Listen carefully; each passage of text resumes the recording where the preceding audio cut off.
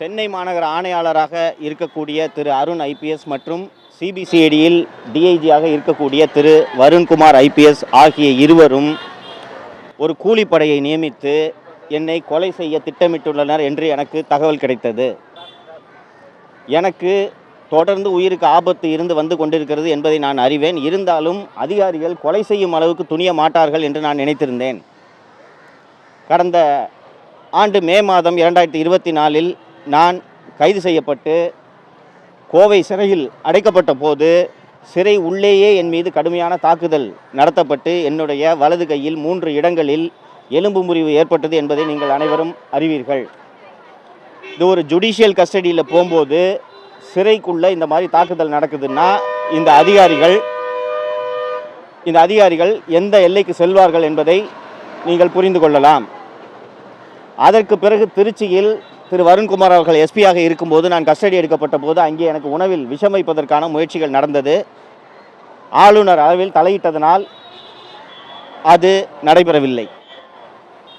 அதற்கு பிறகு என் மீது 2 முறை குண்டர் சட்டம் பாய்ச்சப்பட்டதை நீங்கள் அறிவீர்கள். எப்படியாவது நான் பேசுவதை நிறுத்த வேண்டும். இந்த அதிகாரிகளின் ஊழலை நான் வெளியே சொல்லக்கூடாது என்பதற்காக நான் சவுக்கு மீடியா அலுவலகம் நடத்தி வந்திருந்த அந்த கட்டிடத்தின் உரிமையாளர் மிரட்டப்பட்டு அந்த கட்டிடத்திலிருந்து என்னை காலி செய்ய வைத்தனர். எனது அலுவலகத்திலே பணியாற்றக்கூடிய எனது ஊழியர்களின் வாகனங்கள் பறிமுதல் செய்யப்பட்டன. அதற்கு பிறகு கடந்த 4 அல்லது 5 மாதங்களில் மட்டும் என் மீது 15 வழக்குகள் பதிவு செய்யப்பட்டுள்ளன. இவற்றில் 12 வழக்குகள் சென்னை மாநகர காவல் எல்லையில், 2 வழக்குகள் திருச்சியில். அதற்கு பிறகு என்னுடைய வீட்டில் என்னுடைய 70 வயது தாயார் குடியிருந்த போது எனது வீட்டில் சாக்கடையையும் மலத்தையும் ஊற்றியதெல்லாம் நீங்கள் அறிவீர்கள். இது போக நான் தமிழகம் முழுக்க இப்போது வழக்குகளை சந்தித்துக் கொண்டிருக்கிறேன். இத்தகைய சூழ்நிலையில்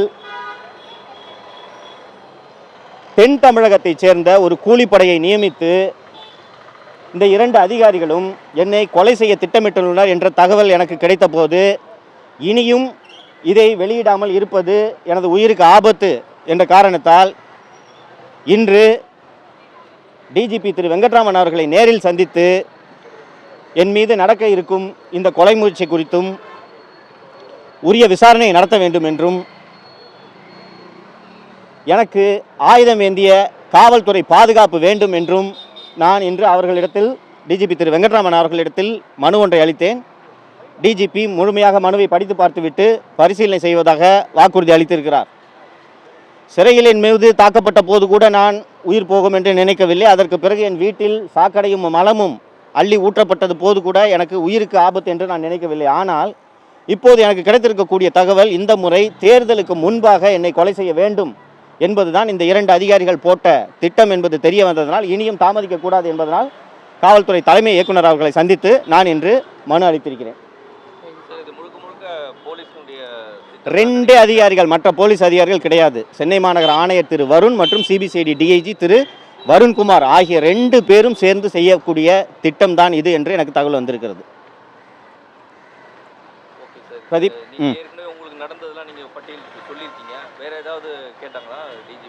இல்லை, டிஜிபி முழுமையாக படித்து பார்த்தால் நான் பார்த்துக்கொள்கிறேன், இது என்னவென்பதை விசாரிக்கிறேன் என்று சொல்லியிருக்கிறார். நீங்கள் பாருங்கள், நான் குறிப்பிட்ட இந்த 2 அதிகாரிகளும், ஒரு அதிகாரி ஐபிஎஸ் அதிகாரி எப்படி கொலை செய்வார் என்று நீங்கள் நினைக்கலாம். ஆனால் இந்த 2 அதிகாரிகளும் கொலை செய்வதற்கு தயங்கும் அதிகாரிகள் கிடையாது என்பது நீங்கள் இவர்களது கடந்த கால செயல்பாடுகளை பார்த்தாலே உங்களுக்கு தெரியும். திரு வருண்குமார் அவர்கள் திருச்சியில் எஸ்பியாக இருந்தபோது புதுக்கோட்டையில் திரு துரை என்ற ரவுடியை என்கவுண்டர் என்ற பெயரில் கொலை செய்தார் என்பது நீங்கள் ஊடகங்களில் படித்திருப்பீர்கள். திரு அருண் அவர்கள் சட்டம் ஒழுங்கு கூடுதல் டிஜிபியாக இருந்தபோது ரெட் ஹில்ஸ் பகுதியிலேயே முத்து சரவணன், சண்டே சதீஷ், அஜித் குமார் ஆகியோரை போலி என்கவுண்டர் என்ற முறையில் கொலை செய்தார். அதற்கு பிறகு அவர் சென்னை ஆணையராக ஆன பிறகு திருவேங்கடம், காக்காத்தோப்பு பாலாஜி, சிசிங் ராஜா ஆகியோரை கொலை செய்தார். நான் குறிப்பிட்ட இந்த அத்தனை போலி என்கவுண்டர் என்ற கொலைகளிலும் பணம் பரிவர்த்தனை அடங்கியிருக்கிறது என்பதுதான் இதில் அதிர்ச்சிக்குரிய தகவல். இந்த அரசில் என்ன செய்தாலும் நாம் தப்பித்து விடலாம் என்ற துணிச்சல் இந்த அதிகாரிகளுக்கு வந்துவிட்டதன் காரணமாகத்தான் இவர்கள் நினைத்தவர்களை எல்லாம் குண்டர் சட்டத்தில் அடைத்துக் கொண்டிருக்கிறார்கள் என்பதை நீங்கள் பார்த்திருக்கிறீர்கள். நீதிமன்றம் பலமுறை இந்த அரசையும் அதிகாரிகளையும் குண்டர் சட்டத்தை தவறாக பயன்படுத்துவது தவறு என்று பலமுறை கண்டித்த பிறகும் கூட இப்போது கூட திரு ஏர்போர்ட் மூர்த்தி அவர் மீது தாக்குதல் நடத்தப்பட்டு அவரையே குண்டர் சட்டத்தில் கைது செய்யப்பட்ட விவகாரத்தை சென்னை மாநகர காவல்துறை ஆணையாளர் திரு அருண் அவர்கள் செய்திருக்கிறார் என்பதையும் நீங்கள் பார்த்திருப்பீர்கள். அதனால் உயிருக்கு ஆபத்து என்ற அடிப்படையில் நான் உடனடியாக இதை டிஜிபியின் கவனத்திற்கு கொண்டு வர வேண்டும் என்பதற்காக கொண்டு வந்திருக்கிறேன். செய்திகளை உடனுக்குடன் தெரிந்து கொள்ள கீழ்கண்ட கேபிள் மற்றும் டிடிஎச் நெட்வொர்க்குகளில் எம்நாடு செய்தி தொலைக்காட்சியை காணுங்கள். பாதகம் செய்பவரை கண்டால் நாம் பயம் கொள்ளலாகாது பாப்பா. மோதி மிதித்துவிடு பாப்பா, அவர் முகத்தில் உமிழ்ந்துவிடு பாப்பா. அண்மை செய்திகளை உடனுக்குடன் தெரிந்து கொள்ள இணைந்திருங்கள் எம்நாடு தொலைக்காட்சியுடன்.